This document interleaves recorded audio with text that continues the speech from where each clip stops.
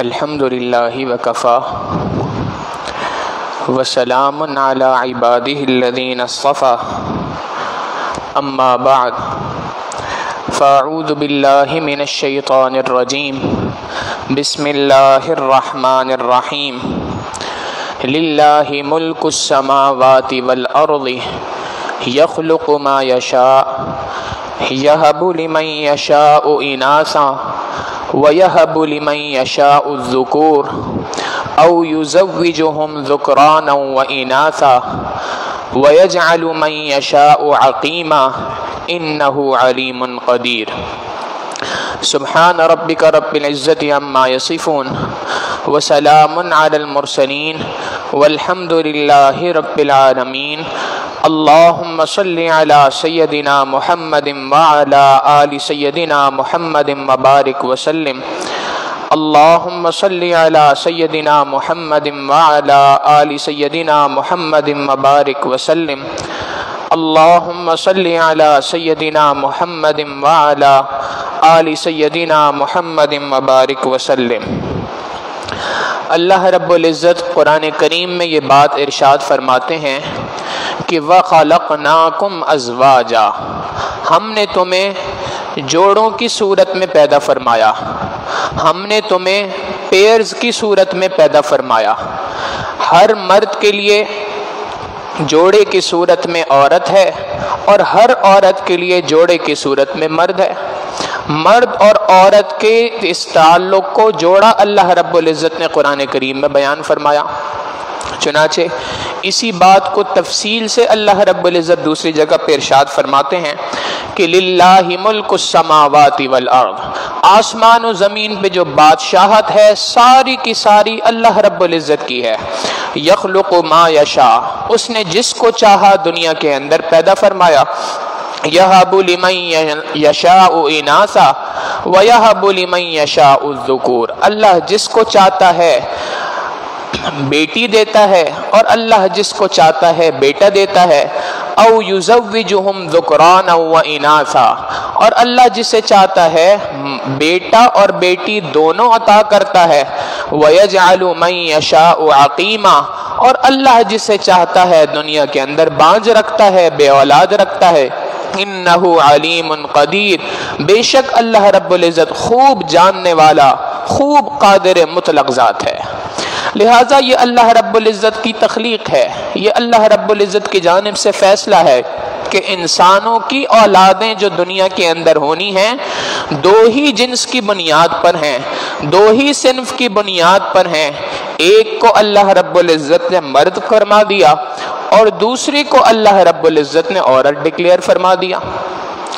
اب ان دو صنف کے علاوہ، ان دو جنس کے علاوہ کسی تیسری جنس کا دنیا کے اندر تصور کرنا، اس کے بارے میں کوئی گفتگو کرنا، یہ قرآن کریم فرقان حمید کے اصولوں کے خلاف ہے۔ اللہ رب العزت نے واضح طور پہ فرما دیا کہ ہم نے اگر انسانوں کو اولاد دی ہے، وہ اولاد مردوں کی صورت میں دی، وہ اولاد عورتوں کی صورت میں دی، لڑکوں کی صورت میں دی، لڑکیوں کی صورت میں دی۔ آج دنیا کے اندر مغرب کے اس بدبودار کلچر نے مختلف قسم کی اصطلاحات کو دنیا کے اندر استعمال کر لیا۔ یہ مرد ہے، یہ عورت ہے، اس کے علاوہ کچھ الفاظ اور استعمال کیے جس کا اردو کے اندر ترجمہ بنتا ہی نہیں ہے، اس لیے کہ ہمارے اس معاشرے کے اندر ان الفاظ کا یا ان چیزوں کا تصور ہی نہیں۔ چنانچہ انہوں نے الفاظ استعمال کیے کہ ایک ہوتا ہے میل، ایک ہوتا ہے فیمیل، مرد اور عورت۔ تیسری ایک قسم ہے جس کو انہوں نے نام دیا بائی سیکشول۔ چوتھی ایک قسم ہے جس کو نام دے دیا یونی سیکشول۔ پانچویں ایک قسم بنا دی جس کا نام دے دیا جینڈر بلائنڈنس۔ یہ مختلف قسم کی اصطلاحات کو استعمال کیا اور انہوں نے اپنے قوانین کے اندر ان سب کا تعارف کروا دیا کہ یہ بھی ہو سکتا ہے کہ ایک شخص مرد ہو مگر اس کی اٹریکشن بجائے عورت کی طرف ہونے کے، اس کا جنسی تعلق عورت کی طرف ہونے کے، جنسی کھچاؤ عورت کی طرف ہونے کے ممکن ہے کہ مردی کی جانب ہو۔ ایک عورت ہے، اس کا جنسی کھچاؤ مرد کی جانب ہونے کے بجائے عورت ہی کی جانب ہو، یہ بھی ممکن ہے، اور ایک مرد ہو اس کا جنسی کھچاؤ کبھی عورت کی جانب ہوتا ہے کبھی مرد کی جانب ہو سکتا ہے، یہ بھی ممکن ہے۔ لہٰذا ان کے لیے الگ الگ صنف، الگ الگ جنس انہوں نے منتخب کر لیے۔ قرآن کریم فرقان حمید کا احادیث مبارکہ کا مطالعہ کریں تو جو قرآن کریم کی آیات ابھی تلاوت کی گئیں یہ واضح طور پہ بتاتی ہیں کہ اللہ رب العزت کے قانون میں، قانون قدرت میں اللہ رب العزت نے ان دو ہی صنفوں کے اندر، دو ہی جنسوں کے اندر پورے کے پورے معاشرے کو تخلیق فرمایا۔ اب ایک سوال ذہن میں اور آتا ہے، بعض اصطلاحات ہیں جن کو سمجھنا ضروری ہے۔ ان میں سے ایک اصطلاح ہے جس کو عربی میں خنثی کہا جاتا ہے، اردو کے اندر اس کے لیے لفظ ہجڑا بھی استعمال کیا جاتا ہے، پاکستان کے قانون کے اندر اس کے لیے لفظ خواجہ سرا بھی استعمال کیا جاتا ہے، اور اسی کو انگریزی کے اندر انٹرسیکس کہتے ہیں۔ یہ کون افراد ہیں؟ تو ان کے بارے میں تعریف یہ ہے، یہ کہا جاتا ہے ایسے افراد کو کہ جن کے اندر پیدائشی اعتبار سے نقص موجود ہو۔ نقص کس اعتبار سے؟ دیکھیں جیسے دنیا کے اندر ماں کے پیٹ سے بچہ پیدا ہوتا ہے تو اس بچے میں کئی بار ظاہری اعتبار سے، اعضاء کے اعتبار سے نامکمل ہوتا ہے، وہ اعضاء کے اعتبار سے اس کی تکمیل نہیں ہوئی ہوتی ہے۔ ہاتھ اگر موجود نہ تھا تو یہ بھی ایک نقص ہے، پاؤں موجود نہ تھا ساری زندگی لنگڑا رہے گا وہ۔ اسی طریقے سے بعض اوقات یہ بھی ممکن ہے کہ جن اللہ رب العزت کی جانب سے جو تخلیق کا عمل تھا اس کے اندر اللہ کی جانب سے یہ فیصلہ ہو گیا، اور ایک بچہ جو پیدا ہوا ماں کے پیٹ سے تو پیدائشی اعتبار سے اس کے جنسی اعضاء میں کوئی نقص رہ گیا ہو، وہ یا تو کامل مرد نہیں ہے یا کامل عورت نہیں ہے، بچی نہیں ہے۔ یہ ممکن ہے کہ جنسی اعضاء کے اعتبار سے ایک شخص ناقص رہ گیا ہو، مگر جیسے کسی مرد کے ہاتھ کے بچے کے ہاتھ کے نامکمل ہونے کی وجہ سے اس کو مردوں کی فہرست سے خارج نہیں کیا جاتا، عورت کا کوئی عضو اگر نامکمل رہ جائے تو اس کو عورتوں کی فہرست سے خارج نہیں کیا جاتا، بعینی ہی اسی طریقے سے شریعت نے یہ تصور دے دیا کہ اگر کسی جنسی اعضاء کے اعتبار سے تکمیل نہیں ہوئی ہے تب بھی شریعت نے کہا کہ ان کے لیے مرد اور عورت میں سے کوئی صنف مقرر کی جائے گی، اصول اس کا بیان کر دیا، نبی علیہ الصلوۃ والسلام نے بتا دیا، اللہ کے محبوب صلی اللہ علیہ وسلم نے اصول بیان فرما دیا کہ ایسے افراد کے جن کو خنثی یا خواجہ سرا کہا جاتا ہے، اگر ان کے اعضاء کے اعتبار سے ظاہری اور باطنی، اندرونی اور بیرونی دونوں طرح کے اعضاء کے اعتبار سے ان کا میڈیکل ٹیسٹ کیا جائے، اور میڈیکل ٹیسٹ اگر بتاتا ہے کہ ان کے اندر عورتوں کے خصوصیات زیادہ ہیں تو ان کو عورت تصور کیا جائے گا، مردوں کے خصوصیات زیادہ ہیں تو لہٰذا ان کو مرد تصور کیا جائے گا، اور اسی کے اعتبار سے ان کے لیے تمام کے تمام قوانین ہوں گے۔ اللہ کے محبوب صلی اللہ علیہ وسلم کے زمانے میں یہ افراد موجود تھے، نبی علیہ الصلوۃ والسلام نے بھی ان کے ساتھ یہی عمل کر کے بتا دیا کہ اگر یہ مردوں کی جانب ہیں، اگر مرد والی شناخت ان کے اندر زیادہ پائی جاتی ہے تو ان کو مرد ڈکلیئر کیا جائے، عورتوں کی شناخت پائی جاتی ہے تو عورتوں کے اعتبار سے ان کو ڈکلیئر کیا جائے، ان کو عورت تصور کیا جائے گا۔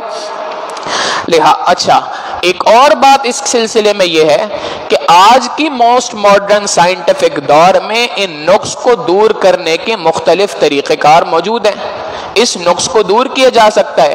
شریعت مطہرہ کا اگر جائزہ لیا جائے تو جیسے اگر ایک بچہ دنیا میں پیدا ہوا اور پیدائشی اعتبار سے نابینا تھا، آنکھ موجود نہیں تھی یا آنکھ میں بینائی موجود نہ تھی، ہاتھ موجود نہ تھا، پاؤں موجود نہ تھا، تو اس کے اس نقص کو دنیا میں اگر دور کیا جا سکتا ہے تو شریعت نے اس کی اجازت دی۔ بعین ہی اسی طریقے سے اگر کسی شخص کے جنسی اعضاء کے اندر تکمیل مکمل نہیں ہوئی ہے، نامکمل ہے، اور اگر اس کا کوئی علاج دنیا کے اندر ممکن ہے تو اس علاج کو کیا جا سکتا ہے۔ لہٰذا آج کے اس موسٹ ماڈرن سائنٹیفک دور میں مختلف قسم کے علاج اس کے لیے کیے جاتے ہیں۔ ایک کو کہا جاتا ہے ہارمون تھراپی، اور ایک کہا جاتا ہے ری اسائنمنٹ تھراپی، یہ ایک آپریشن کے ذریعے سے ہوتا ہے اور ایک ہارمونز کے انجیکشنز کے ذریعے سے ہوتا ہے۔ بہرحال کسی بھی طریقے سے اگر ان نامکمل افراد کو مکمل کیا جا سکتا ہے، ان کے اس نقص کو دور کیا جا سکتا ہے، تو شریعت مطہرہ نے ان کے اس نقص کو دور کرنے کی اجازت دی ہے۔ مگر اس کے ساتھ ساتھ ایک اور بات سمجھنے کی یہ ہے کہ بعض اوقات یہ بھی معاملہ پیش آتا ہے کہ ایک انسان کے ظاہری اعضاء، جنسی اعضاء داخلی اعتبار سے، بیرونی اعتبار سے، انٹرنل ایکسٹرنل دونوں اعتبار سے مکمل ہوتے ہیں، وہ ایک مکمل مرد ہوتا ہے یا ایک مکمل عورت ہوتی ہے، مگر اس کے جو احساسات ہیں جذباتی، وہ اس کے ان تمام اعضاء کے مخالف ہوتے ہیں۔ مثال کے طور پہ ایک شخص مرد ہے مگر اس کے جو احساسات اندر پیدا ہو رہے ہیں وہ عورتوں والے ہو رہے ہیں، اس کا جنسی کھچاؤ عورتوں کی جانب، ایک مرد ہے اس کے ظاہری اعضاء مردوں والے ہیں، کامل مکمل مرد ہے لیکن اس کا ظاہری کھچاؤ مردوں کی جانب ہو رہا ہے جنسی اعتبار سے، تو یہ اس کا معنی یہ ہے کہ اس کے اندر کی جو فیلنگز ہیں، احساسات ہیں، وہ مردوں والے نہیں ہیں، وہ عورتوں والے ہیں۔ شریعت مطہرہ نے اس کے بارے میں کیا بات کی، اس کے بارے میں گفتگو تھوڑے بعد میں کریں گے۔ دنیا کے اندر آج جو موسٹ ماڈرن سائنٹیفک دور ہے، آج کی جو میڈیکل سائنس ہے، امریکہ کے اندر ایک سائیکیٹرک ایسوسی ایشن ہے جس کو کہا جاتا ہے امریکن سائیکیٹرک ایسوسی ایشن، APA، وہ یہ بات کہتی ہے کہ یہ حقیقتاً ایک مرد کا اپنے آپ کو عورت تصور کرنا یا ایک عورت کا اپنے آپ کو مرد تصور کرنا، یہ ایک نفسیاتی مسئلہ ہے، اس کو انہوں نے نام دے دیا جینڈر ڈائسفوریا، یا ایک اور نام دیا GIT، جینڈر آئیڈینٹی ڈس آرڈر۔ یہ ایک نفسیاتی مسئلہ ہے جو یہاں پر پایا جا رہا ہے، اور اس نفسیاتی مسئلے کو دور کیا جا سکتا ہے، انہوں نے اس کے مختلف طریقے وہاں پہ ذکر کیے ہیں۔ بہرحال دنیا کی جو ہیومن رائٹس کی آرگنائزیشنز ہیں وہ یہ بات کہتی ہیں کہ اگر ایک شخص ہے جس کے اعضاء ظاہری اعتبار سے یا بیرونی اعتبار سے، داخلی اعتبار سے کچھ اور کہتے ہیں اس کے بارے میں، اور اس کے احساسات اور جذبات اس کے بارے میں کوئی اور بات کہتے ہیں، تو اب فیصلہ کس پر کیا جائے؟ تو آج کی ہیومن رائٹس آرگنائزیشن یہ بات کہتی ہیں، مغرب کا بدبو زدہ کلچر یہ بات کہتا ہے کہ اس کے احساسات کی بنیاد پر فیصلہ کیا جائے گا، بجائے اس کے ظاہری اعضاء کو دیکھا جائے۔ اور یہ بات کیوں کی گئی؟ دنیا کے اندر دو الفاظ استعمال کیے گئے، دو اصطلاحات استعمال کی گئیں، ایک کا نام دے دیا گیا سیکس، ایک کا نام دے دیا گیا جینڈر۔ سیکس کیسے ہیں؟ انسان کے ظاہری، داخلی اور بیرونی اعضاء کے اعتبار سے فیصلہ کرنا، اور جینڈر کہتے ہیں اس کے احساسات کی بنیاد پر فیصلہ کرنا۔ معزز سامعین، ایک زمانہ تھا کہ ہر ملک کے اندر بشمول پاکستان کے اندر جب کسی ادارے میں جایا جائے اور وہاں پر جا کر فارمز کو فل کیا جائے تو وہاں پر بہت ساری چیزیں پوچھی جاتی تھی، نیم کیا ہے، نام کیا ہے آپ کا، فادرز نیم کیا ہے، والد کا نام کیا ہے، پھر آگے لکھا ہوتا تھا آپ کا سیکس کیا ہے، میل یا فیمیل، آپ مرد ہیں کہ عورت ہیں۔ چونکہ یہ ظاہری اعضاء کے اعتبار سے فیصلہ کرنا تھا، ایک باقاعدہ سوچی سمجھی سازش کے تحت اس لفظ کو، سیکس کو ہٹا کر جینڈر لگا دیا گیا۔ آج آپ نادرہ کے دفتر چلے جائیں، پاسپورٹ آفس چلے جائیں یا کسی بھی سرکاری ادارے میں چلے جائیں، آپ کو وہاں پر لفظ سیکس نظر نہیں آئے گا، وہاں پہ لفظ جینڈر نظر آئے گا۔ اور جینڈر کا معنی یہ ہے کہ آپ کے احساسات کیا ہیں اپنے بارے میں، آپ کیسا فیل کرتے ہیں، اپنے آپ کو مرد تصور کرتے ہیں یا اپنے آپ کو عورت تصور کرتے ہیں۔ جو آپ کی فیلنگز ہیں، جو آپ کے احساسات ہیں، اس کے بنیاد پر آپ اپنے بارے میں بتائیے۔ اب جب یہ بات ہو گئی تو اس بات کو قانون بنا کر دنیا کے اندر پھیلایا گیا اور خاموشی سے پوری دنیا کے اندر اس بات کو تبدیل کر دیا گیا۔ اب جب یہ ساری باتیں بنیادی طور پہ تمہیدی باتیں سمجھ میں آ گئیں، اب سمجھنا چاہیے کہ پاکستان کے اندر 2018 میں ایک بل پیش کیا گیا جس کو نام دیا گیا ٹرانسجینڈر ایکٹ۔ سب سے پہلے تو سمجھنا یہ ہوگا ٹرانسجینڈر کہتے کس کو ہیں۔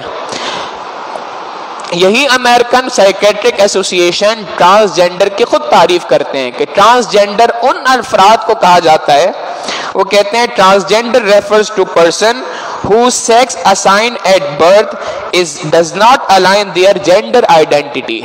جن کے جو ظاہری اعضاء کے اعتبار سے ان کا فیصلہ بچپن میں کیا گیا تھا وہ کچھ اور تھا، اور ان کی اپنے احساسات اپنے صنف کے بارے میں کچھ اور ہیں. یعنی ظاہری اعضاء کو دیکھ کے پیدائشی اعتبار سے اس کو مرد ڈکلیئر کیا گیا تھا، مرد کہا گیا تھا. اب بڑے ہو کر وہ یہ بات کا احساس کرتا ہے، محسوس کرتا ہے کہ نہیں میں مرد نہیں ہوں بلکہ میں عورت ہوں، تو ایسے شخص کو ٹرانسجینڈر کہا جاتا ہے.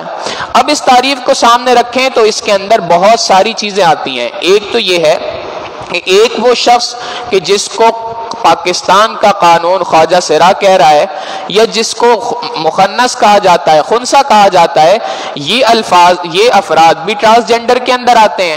اور ان کے مقابلے میں وہ نفسیاتی بیمار افراد کے جو نفسیاتی اعتبار سے بیمار ہیں، جن کو جینڈر ڈائسفوریا کا نام جو ہے وہ دنیا کے اندر دیا گیا، وہ افراد کے جن کے احساسات ان کی صنف سے مختلف ہیں، ان کو بھی ٹرانسجینڈر کا نام دے دیا گیا. اب قانون یہ بات کہتا ہے، ٹرانسجینڈر ایکٹ یہ بات کہتا ہے کہ اگر ایک شخص ٹرانسجینڈر ہے اور وہ ٹرانسجینڈر اپنے آپ کو نادرہ کے ریکارڈ میں جا کر جو اس کے احساسات ہیں، جو اس کی فیلنگز ہیں، اس کے اعتبار سے جا کے اپنی صنف کو تبدیل کروا سکتا ہے. معنی یہ ہے کہ اگر ایک خواجہ سرا ہے، ایک خنثی ہے، اور وہ اگر اپنے آپ کو جا کر ڈکلیئر کراتا ہے، نادرہ میں جا کے یہ بات کہتا ہے کہ جی میں مرد ہوں تو اس کو مرد لکھ دیا جائے، وہ کہتا ہے کہ میں عورت ہوں تو اس کو عورت لکھ دیا جائے، جیسے اس کے احساسات ہیں اس کے اعتبار سے اس کے لیے فیصلہ کر دیا جائے.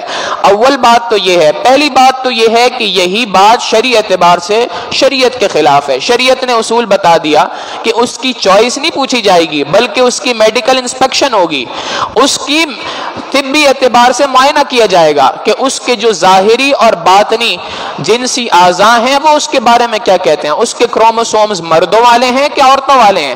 اس کے کروموسومز اگر ایکس وائی ہیں تو وہ مرد ہے، اگر اس کے کروموسوم صرف ایکس ایکس ہیں تو اس کا مطلب ہے کہ وہ عورت ہے. اس کے اعتبار سے فیصلہ کیا جائے گا. پھر اسی قانون کی دوسری شق یہ بات کہتی ہے کہ ایک عام مرد جو کل تک مرد تھا اور آج وہ یہ بات کہتا ہے کہ جی میں اپنے اندر عورتوں والے احساسات کو زیادہ محسوس کرتا ہوں، میں جس کو یوں کہا جائے قانون کے اندر یہ الفاظ لکھے ہیں کہ میں اپنے آپ کو عورت فیل کرتا ہوں، میں اپنے آپ کو محسوس کرتا ہوں کہ میرے اندر عورتوں والے جذبات پائے جاتے ہیں، تو وہ اپنے آپ کو جا کر نادرہ کے رجسٹریشن میں عورت ڈکلیئر کرا سکتا ہے. اور ایک مرد اسی طریقے سے ایک عورت ہے، وہ اگر اپنے آپ کو ڈکلیئر کرانا چاہے مرد تو وہ بھی ڈکلیئر کرا سکتی ہے. اور اس سے آگے بڑھ کر ایک اور بات اس کے اندر لکھی ہے، شق نمبر 2 اور 3 کے اندر یہ بات لکھی ہے، ایک شخص ہے، ایک مرد ہے، 4 بچوں کا باپ ہے، 3 بچوں کا باپ ہے، شادی کو سینکڑوں سال گزر چکے ہیں. اب اس کے بعد اس کے احساسات اور جذبات اگر مختلف ہوتے ہیں تو وہ آرام سے بجائے اس کے کہ وہ طلاق کے گھن چکروں میں پڑے، بجائے اس کے کہ وہ خلا کے گھن چکروں میں پڑے، آسانی کے ساتھ جائے اور جا کر جو ہے وہ نادرہ کے اندر اپنے آپ کو عورت ڈکلیئر کرا دے. نکاح خود بخود ختم ہو گیا، کسی قسم کی کوئی معاملہ آگے پیچھے کرنے کی ضرورت ہی نہیں ہے. اور کل تک جو وہ 4 بچوں کا باپ تھا اب اس کو کیا کہا جائے گا؟ قانون اس بارے میں کوئی بات نہیں کہتا. حقیقت یہ ہے کہ اس کے ذریعے سے 2 بڑی خرابیاں اس ملک کے اندر لائی جا رہی ہیں.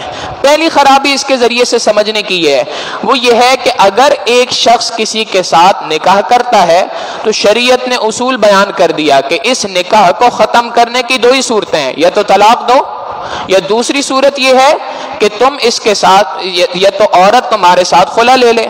طلاق کی صورت ہے یا خلا کی صورت ہے، اور یہ آسان نہیں ہے. قانونی اعتبار سے اس کو مشکل بنایا گیا ہے کہ تم اپنے قانونی تمام کے تمام کاموں کو، ڈاکومنٹس کو پورا کرو، اس کے بعد تمہاری طلاق یا خلا کی صورت ممکن ہو سکتی ہے. اب یہ بات جو ایک مشکل عمل تھا اس مشکل عمل کو آسان کر دیا گیا. کیسے؟ ایک شخص ہے جو مرد ہے، اب اگر وہ اپنی بیوی کو طلاق دینا چاہتا ہے، نادرہ کے اندر جائے، جا کر وہ اپنے آپ کو عورت ڈکلیئر کرا دے، نکاح خود بخود ختم ہو گیا. اب اس کے بعد 2 دن کے بعد دوبارہ اس کا جی چاہتا ہے کسی اور عورت سے شادی کرنے کو، دوبارہ نادرہ میں جاتا ہے، دوبارہ جا کے وہ کہتا ہے جی میرے احساسات اور جذبات واپس آ گئے، میں اپنے آپ کو مرد فیل کرتا ہوں، لہٰذا دوبارہ سے اپنی صنف مرد لکھوا دے. تو جیسے اس کے احساسات ہیں اس کی بنیاد پہ لکھوا دے۔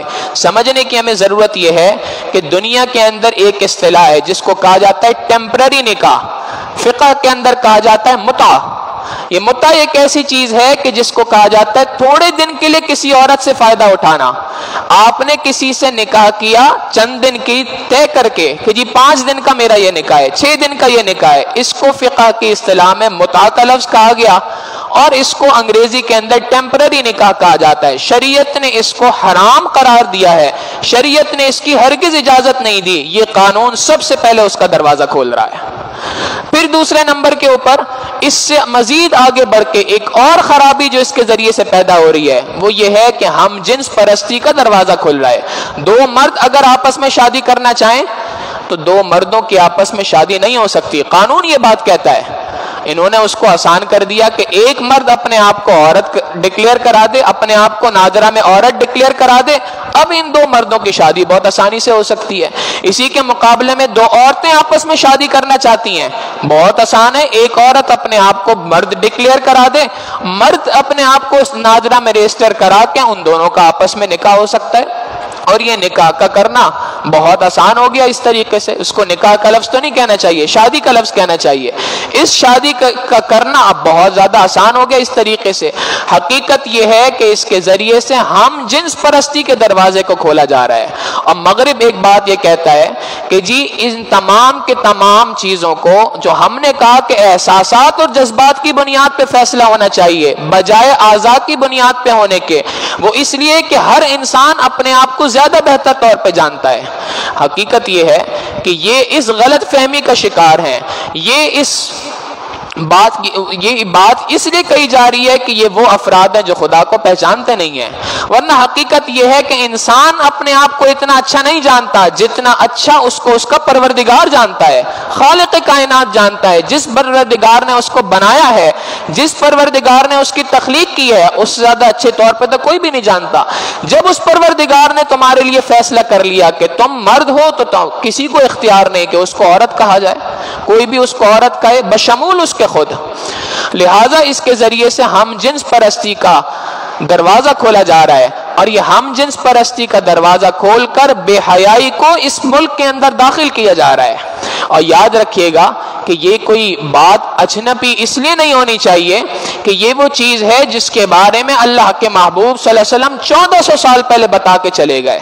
نبی علیہ الصلوۃ والسلام نے ایک بات ارشاد فرمائی، اللہ کے محبوب صلی اللہ علیہ وسلم نے ارشاد فرمایا کہ اللہ رب العزت کی لعنت ہے، لعن رسول اللہ صلی اللہ علیہ وسلم المخنثین من الرجال والمترجلات من النساء۔ اللہ کے محبوب صلی اللہ علیہ وسلم نے ان مردوں پر لعنت فرمائی جو عورتوں کی مشابہت اختیار کرتے ہیں، اور ان عورتوں پہ لعنت فرمائی جو مردوں کی مشابہت اختیار کرتے ہیں۔ معزز سامعین، یہ صرف ایسی بات نہیں ہے کہ جس کو ویسے ہی پیش کیا جا رہا ہو، محض خیالی بنیاد پر پیش کیا جا رہا ہو کہ ایسا ہو سکتا ہے، ایسا ہو سکتا ہے، ایسا ہو سکتا ہے۔ ہرگز یہ خیالی باتیں نہیں ہیں۔ 2018 میں یہ بل پیش کیا گیا، 2021 تک کی، 2018 سے 21 3 سالوں کے نادرہ کا ریکارڈ ذرا ملاحظہ فرمائیں کہ 28,723 افراد ایسے ہیں جو اپنی جنس ان 3 سالوں میں تبدیل کروا چکے ہیں۔ ان کے بارے میں وہ کہتے ہیں کہ 16,530 مرد ہیں جنہوں نے اپنے آپ کو عورت تصور کیا، عورت کی فیلنگز ان کے اندر آئیں، انہوں نے جا کے اپنے آپ کو نادرہ میں عورت کے طور پر ڈکلیئر کرا دیا، رجسٹر کرا دیا۔ اور 12,154 عورتیں ہیں کہ جو کل تک عورت تھیں، آج انہوں نے اپنے آپ کو مرد کے اعتبار سے ڈکلیئر کرا دیا، مرد رجسٹر کرا دیا۔ اور 30 خواجہ سرا ہیں جنہوں نے اپنے آپ کو عورت سے مرد خواجہ سرا سے ہٹا کر اپنے آپ کو مردوں یا عورتوں کے اندر شامل کروا دیا۔ تو حقیقت یہ ہے کہ یہ ایک قانون ہے جس کے ذریعے سے ہم جنس پرستی کو دنیا کے اندر رائج کیا جا رہا ہے۔ آپ یاد رکھیں قرآن کریم واضح طور پہ بتاتا ہے، اللہ رب العزت نے ایک پیغمبر علیہ السلام حضرت لوط علیہ السلام کو بھیجا ایک قوم کی طرف۔ اس قوم کا معاملہ کیا تھا؟ قرآن کریم کہتا ہے وَلُوطًا إِذْ قَالَ لِقَوْمِهِ أَتَأْتُونَ الْفَاحِشَةَ مَا سَبَقَكُمْ بِهَا مِنْ أَحَدٍ مِنَ الْعَالَمِينَ۔ لوط علیہ السلام نے اپنی قوم سے کہا کہ اے میری قوم، تم تو فحاشی کے اس کام کے اندر پڑی ہوئی ہو جو آج سے پہلے کسی نے نہیں کیا. انکم لتأتون الرجال شہوۃ من دون النساء, عورتوں کو چھوڑ کے تم اپنی شہوات کو مردوں کے ذریعے سے پورا کر رہے ہو. یہ تو حقیقتاً دنیا کی سب سے زیادہ کھلم کھلا بے حیائی ہے.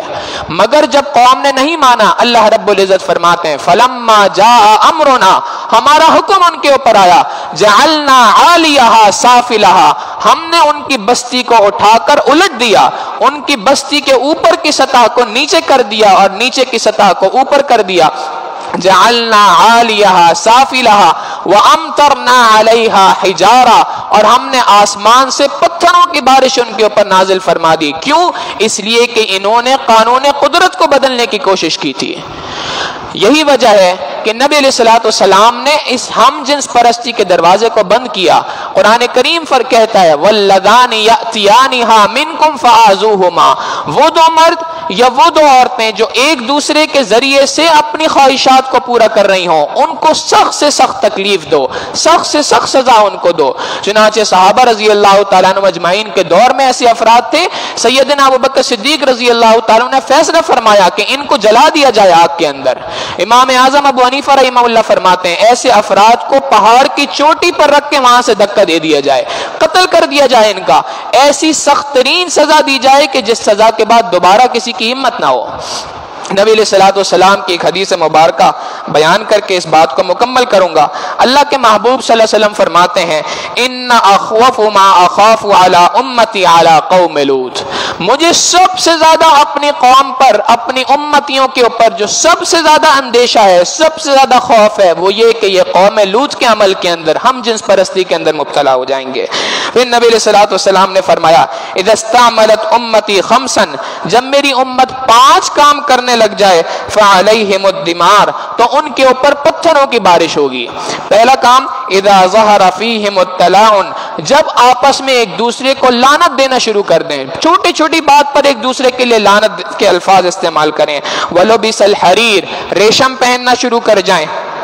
اور فرمایا واتخذوا القائنات, اور اس کے بعد یہ جوا کھیلنا شروع کر دیں. وشرب الخمار, شراب کو عام کر دیں, شراب پینے لگ جائیں. واکتفى الرجال بالرجال, اور ایک مرد اپنے شہوات کو مرد کے ذریعے سے پورا کرے. والنساء بالنساء, اور ایک عورت اپنی شہوات کو ایک عورت کے ذریعے سے پوری کرے. جب یہ ہوگا تو اللہ کے محبوب صلی اللہ علیہ وسلم فرماتے ہیں اس کے بعد نتیجہ یہ نکلے گا کہ اللہ رب العزت کی جانب سے پتھروں کی بارشیں آسمان سے ہوں گی. معزز سامعین, ہم تو حقیقت یہ ہے کہ اس سیلاب کے جو چھوٹا سا ہمارے اوپر عذاب آیا, ہم اس کا تحمل نہیں کر سکتے, ہم اس کو برداشت نہیں کر سکتے. آج دیکھ لیں اس کی وجہ سے جو اس کے اندر مبتلا ہے وہ تو ہے ہی پریشان, جو اس میں مبتلا نہیں ہے وہ بھی پریشان ہے کہ یا اللہ آسمان پر قیمتیں پہنچ گئیں, اجناس مارکیٹ سے غائب ہو گئیں, چیزیں مارکیٹ سے چلی گئی ہیں. کیوں؟ اس لیے کہ وہ سب کے سب ہماری جتنی فصلیں تھیں وہ سب کی سب تباہ ہو گئیں. ہم اس چھوٹے سے عذاب کو نہیں سہ سکتے. کیا ہم اللہ اور اس کے رسول صلی اللہ علیہ وسلم کی اتنی بڑی نافرمانی کر کر اتنے بڑے عذاب کو سہ سکیں گے؟ حقیقت یہ ہے کہ ہم نہیں سہ سکتے. ہمارے کرنے کا کام کیا ہے؟ 3 باتوں کو گرہ باندھ لیجئے. سب سے پہلا کام ہمارے کرنے کا یہ ہے کہ ہم استغفار کریں, اللہ سے توبہ کریں. اے اللہ ہماری کوتاہی ہے, یہ ہماری طرف سے یہ کوتاہی ہے کہ ہم نے اس کے اوپر جو آواز اٹھانی چاہیے تھی وہ آواز ہم نہیں اٹھا سکے. استغفار کریں, اللہ سے معافی مانگیں کہ اللہ میرے گناہوں کا نتیجہ ہے کہ ایسے نااہل افراد ہمارے اوپر مسلط ہو گئے کہ جو حقیقت یہ ہے, ویسے دیکھا جائے تو انسان حیران ہوتا ہے. یہ وہ اس قانون کو پاس کرنے والی جو 3 بڑی بڑی سیاسی جماعتیں ہیں, یہ وہ ہیں کہ جو ایک دوسرے کے لیے ہر وقت پہ لڑنے کے لیے تیار, ایک دوسرے سے ہاتھ ملانے کو کبھی تیار نہیں ہے, ایک دوسرے کو گالیاں دیتے ہیں, ایک دوسرے کے لیے بدترین الفاظ استعمال کرتے ہیں, ایک دوسرے کے لیے چور ڈاکو غدار کے الفاظ استعمال کرتے ہیں. مگر جب یہ ہم جنس پرستی کا قانون آتا ہے تو تینوں طرح کی سیاسی جماعتیں ایک پلیٹ فارم پہ اکٹھا ہو کے اس کو پاس کرا دیتی ہیں. یہ بات کی نشانی ہے ہمارے لیے. ہمیں سمجھنا چاہیے اس کے ذریعے سے کہ حقیقت یہ ہے کہ یہ اپنے مفادات کے لیے ہمارے اوپر سیاست کر رہے ہیں, یہ کسی اور چیز کے لیے سیاست نہیں کر رہا ہے. جب پاکستان کی باری آتی ہے, پاکستان کے مفاد کے لیے اکٹھے ہو جاؤ, سیلاب کا وقت آ گیا اکٹھے ہو جاؤ, کشمیر کا وقت آ گیا اکٹھے ہو جاؤ, پاکستان کی معیشت کے لیے اکٹھے ہو جاؤ, تو یہ اکٹھے ہونے کے لیے تیار نہیں, ایک دوسرے سے ہاتھ ملانے کو تیار نہیں. جہاں اس بدبودار قسم کے معاشرے کے اندر بل کو پاس کرنے کی باری آتی ہے تو یہ اکٹھے ہو جاتے ہیں. ہمارا پہلا کرنے کا کام یہ کہ ہم استغفار کریں, دوسرا کرنے کا کام کہ ہم اللہ رب العزت سے دعائیں کریں. اللہ رب العزت سے دعا کے ذریعے سے اللہ رب العزت اس آفت کو ہمارے اوپر سے ختم فرما دیں گے. اور تیسرا کرنے کا ہمارا کام یہ ہے کہ ہم اس کے لیے آواز اٹھائیں, جس پلیٹ فارم پہ آواز اٹھا سکتے ہیں, جس کسی کو سمجھا سکتے ہیں سمجھائیں کہ یہ ٹرانسجینڈر ایکٹ کیا ہے, کیا چیز. اگر سوشل میڈیا استعمال کرتے ہیں اس کے اوپر آوازوں کو اٹھائیں, ویسے ہی اپنی آوازوں کو اٹھائیں, دوسروں تک پیغام کو پہنچائیں اور لوگوں کو سمجھائیں کہ یہ کیا چیز ہے جس کے ذریعے سے ہمیں جو ہے وہ اس ہم جنس پرستی کے اس قانون کے اندر مبتلا کیا جا رہا ہے. اللہ رب العزت سے دعا ہے کہ اللہ تعالی ہمارے اس ملک کے حال پر رحم فرمائے اور ہمیں اس طرح کے قوانین کو اللہ رب العزت ہمارے ملک سے ان کا خاتمہ فرمائے اور قرآن و سنت کے مطابق پاکستان کے اندر قانون سازی کی اللہ رب العزت ہمیں توفیق عطا فرمائے. دعائے صحت کی درخواست کی گئی ہے. جناب غلام جیلانی صاحب, حافظ نعمان راشد صاحب, آصف صاحب, عبد الحادی صاحب, طارق وسیع صاحب, طاہا خان صاحب کی اہلیہ اور دیگر تمام بیماروں کے لیے دعا فرمائے. شاکر صاحب کی بیٹی کا آپریشن ہے, آصف صاحب کا کینسر کا آپریشن ہوا ہے, ان کے لیے بھی دعا فرمائے اور دیگر تمام بیماروں کے اللہ رب العزت تمام بیماروں کو شفائے کاملہ عاجلہ مستمرہ دائمہ نصیب فرمائے. جو پریشان حال ہیں اللہ تعالیٰ ان کی پریشانیوں کو دور فرمائے. بے اولادوں کو اللہ رب العزت نیک اولاد عطا فرمائے. جن لوگوں نے روزگار کے لیے مختلف ذرائع استعمال کیے اللہ رب العزت ان کے روزگار میں کاروبار میں برکت عطا فرمائے. جناب ارشد صاحب, یونس صاحب, عبد الرحمن صاحب, ریاض شہزاد صاحب کے لیے دعا فرمائے. اللہ تعالیٰ انہیں اور دیگر تمام مرحومین کی کامل مغفرت فرمائے, جنت الفردوس میں اعلیٰ مقام عطا فرمائے, پسماندگان کو صبر جمیل نصیب فرمائے. ایک چھوٹا سا اعلان سن لیں. آپ سب حضرات کے علم ہے کہ ہماری اس مسجد میں الحمدللہ ہر ہفتے کو درس قرآن کی محفل ہوتی ہے عشاء کی نماز کے بعد. ربیع الاول کے موقع پہ ہونا تو یہ چاہیے تھا کہ جمعے کا بیان سیرت کے کسی موضوع پہ ہوتا, لیکن موجودہ حالات کی بنا پر یہ بیان نہیں ہو سکا, لہٰذا کل بروز ہفتہ درس قرآن کی محفل کی جگہ سیرت کے موضوع کے اوپر انشاءاللہ العزیز بیان ہوگا. خود بھی اس میں شرکت فرمائیں, اپنے گھر والوں کو بھی اس میں شرکت کی دعوت دیں, اپنے متعلقین کو بھی شرکت کی دعوت دیں. حقیقت یہ ہے کہ نبی علیہ الصلوۃ والسلام کی زندگی کا, اللہ کے محبوب صلی اللہ علیہ وسلم کا تذکرہ انسان کے لیے خیر اور برکت کا باعث ہوتا ہے. لہٰذا اس محفل میں شرکت کی کوشش کریں. اللہ رب العزت ہماری اپنی بارگاہ میں ان تمام باتوں کو قبول فرمائے. وآخر دعوانا ان الحمد للہ رب العالمین.